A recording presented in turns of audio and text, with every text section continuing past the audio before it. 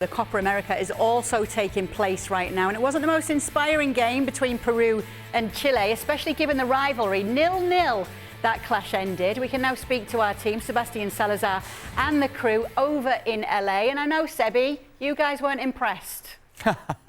I mean, mostly the guy to my right here is Alejandro Moreno. Yeah, we're here on day 3 of our Copa America coverage. First day with the doubleheader. You mentioned on Football Americas that you were not happy with the fact that the tournament was being played here in the United States. Why do you think it's been such an impact through the first couple games? Well, first of all, I mentioned that in Football Americas, I've mentioned that on ESPN FC, and I'll mention that anywhere to anybody that will listen. Look, the Euros are not being held out of Europe, are they? No, they're not. Are they in the United States? No, they're not. Copa America should not be played outside of South America. Now, that's my opinion. It's my personal opinion. People are going to go crazy and say, what a success this tournament is going to be here in the United States. The amount of people that are going to go to the stadiums. Yes, I know. I know that money drives these decisions. I get it. I understand it. But guess what? You sacrifice certain things when that happens. Part of that sacrifice is the fact that you're playing on grass that is being laid out on top of turf, and the conditions on the fields haven't been all that great, just as Lionel Scaloni and Emi Martinez. So don't complain when that happens. Don't complain when indeed the playing surfaces are not what you need it to be, because that is the deal you made once you decided to play that tournament here in the United States, where the big stadiums, where you're taking all that money that comes in and pay their hard-earned dollar to watch you play. Yeah, guess what? Those stadiums are not natural grass. They're artificial grass, and now you have to put essentially the natural gas on top of it. And of course, the field conditions are not ideal. But again, that's the reality that you have to accept once you decide that you're going to host a tournament here in the United States. Herc, what do you make of it? All right, I've been in that situation when you're playing against a team that's a bigger team than your team.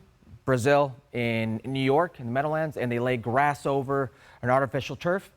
It's very difficult. The seams can be tricky. You feel like you're on skates. You're playing against an opponent that's more technical, faster. You need to overcompensate. It's heavy on the legs. It compromises health. 3-4 days is not enough time for that sod to get in there and be well enough to withstand 90 minutes or more of rigorous pressure. There's a reason they do this. And Ali, you're saying the Euros will never come to the United States? Not yet, but maybe in the future. We're going to see La Liga games in the U.S. We're going to see Mexican League games in the U.S. Money drives everything. Doesn't make it right, but there's a reason we bring everything here. I'm with Dibu Martinez. You could say you knew what you were doing, you knew what you were getting into, but it's the federation officials that are making these decisions. It's not the players.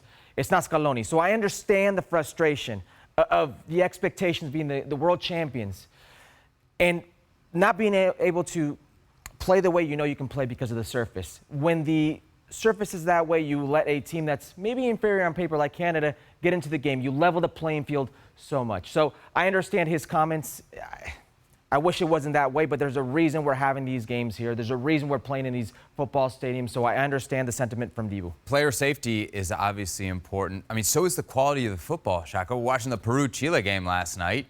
It's hard to find much quality in that. No, I thought that was just a physical encounter. Two teams, two aging teams, just kind of going at it head-to-head without, again, much quality to call on. And it fizzled.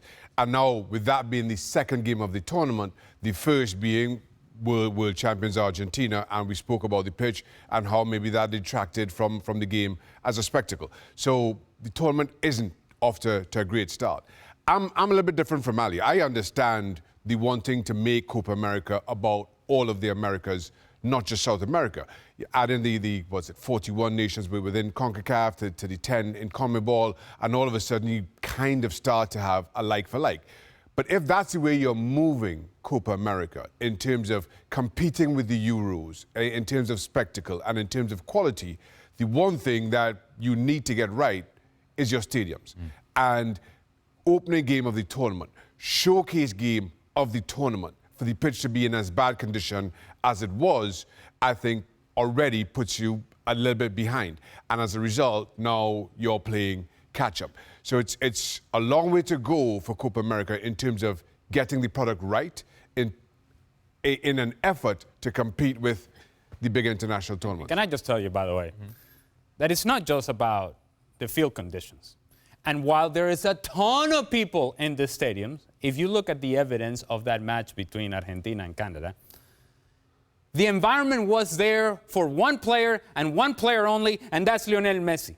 So it's like Inter Miami 2.0 sort of situation. It doesn't feel like a World Cup qualifier. Doesn't No. feel like There were moments in that game that it was a celebration of Messi, not the tension of a Copa America over a Euro match. That has that sort of weight, that sort of pressure, that sort of intensity from the fans in the stadium. It's a celebration of Lionel Messi. And look, I'm not blaming that on those that make this decision. I'm just telling you that that's the reality. So much so, I can guarantee you this, and this is speculation on my part, but I don't care. You have fans in that stadium that were wearing the Argentina jersey, that were wearing the Messi jersey, that had Messi gone on to score one or two of the breakaways that he had, but Argentina had tied the game or lost the game, they would have walked out of the stadium, hey, Messi, Messi, Messi, Messi, Messi, right? Because it's not an identification with the national team per se, it's an identification with Lionel Messi and the brand that is Lionel Messi. And it's something that we are seeing in Major League Soccer as well. And so when you have that sort of fan in the stadium that is there more for the spectacle of Lionel Messi than the actual tension and history of Copa America, it changes the feeling of the game. That's all I'm telling you. And people may say, you're crazy. You are crazy. No, I'm not. Because I felt the tension of Copa America. And I know how life and death it can be. It didn't feel life and death in that stadium. There were lulls during that game in which, okay, Messi's not touching the ball, so the stadium goes quiet. When Messi touches the ball, the stadium goes up. And then he doesn't touch it, it goes quiet again. That doesn't happen in World Cup qualifiers. It doesn't happen in Copa Americas when they're being played in the middle of the cauldron, when they're being played in the kitchen that is South America.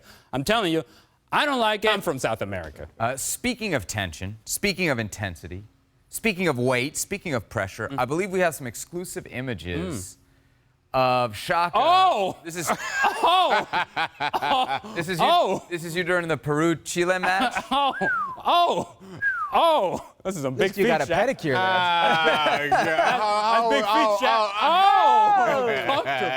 Oh! Why are you pressing your lips? Where are you staying, Shaka? I thought you were staying downtown. That is better accommodations than the one we have. Yes, it is. That's basically what you thought of Peru-Chile? It wasn't a great game. No. That's just, so I made the most of it. Can I just really quickly piggyback on what Ali's saying? While that may have been the case for Argentina versus Canada, everybody's there to see Messi. I understand it. Listen, fans nowadays follow players instead of teams. That's kind of the way it goes. But I was very skeptical of what kind of crowd we're going to see with Peru versus Chile. And it was good. Mm-hmm. That was a good crowd in a big stadium. The field is another. It's the same topic of discussion. Luis Avincula, he gets injured, and his coach cites it may have been the field that injured him. So, again, grass over turf. But as far as the fan base goes, as far as what we've seen, I've seen Copa Americas of the past, some Copa Americas of the past. Not all games are full. Not all games are heavily attended. And you're right, the ones that are feel life and death. This one, for a game that I didn't think we were going to have that much fanfare, really hit out the park. And one point about that game. It doesn't matter where they would have played that game. It doesn't matter what surface, it doesn't matter what stadium, it doesn't matter whether it was in Lima, it doesn't matter if it was in Santiago, it doesn't matter if it was in South America, North America, or the end of the world. These teams are terrible.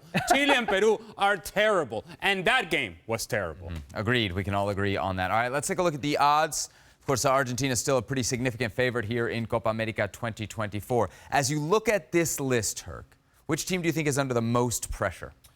I think it's Mexico. And listen, it's in the United States, and if Mexico plays in the United States, they are a home team. This is a team right now that they play the majority of their games in the U.S., and that golden goose, that gives them so much money from playing their games here, the U.S. fan base, the Mexican-American, is starting to lose faith.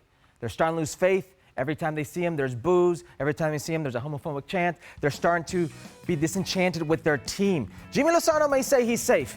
The Federation officials may say he's safe, but you left off Memo Ochoa, Chucky Lozano, Henry Martin.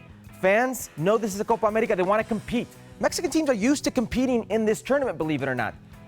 If they get embarrassed, if they are not out of this group, at least second place, I think this may be end of the road for Jimmy Lozano. Can I just tell you something? And I hate to go back to this, but what is this? What is this? What is Chile and Peru doing in the list? Odds to win Copa America. The odds makers were asleep like Shaka during the game. I mean, but a heavy sleep. A heavy slumber. Quickly for you, of the CONMEBOL kind of favorites, who's under the most pressure, you think? Brazil. Yeah? Absolutely. 100% Brazil. Let's not forget where they are in CONMEBOL in qualifiers right now and the struggles. Since a new manager in Dorival Jr., the comments that we have heard of stars like Ronaldinho talking about how disillusioned they are with the national team, that this isn't a generation of Brazilian players that you can be proud of because they're not really playing at a high level. Where is the talent from Brazil? These are the questions surrounding Brazil. And they come into Copa America as one of the favorites because historically they have been one of the best teams in South America and in the world. They haven't played like that. They must play at that level. Brazil is under a lot of pressure. All right, it's day 3 of Copa America 2024.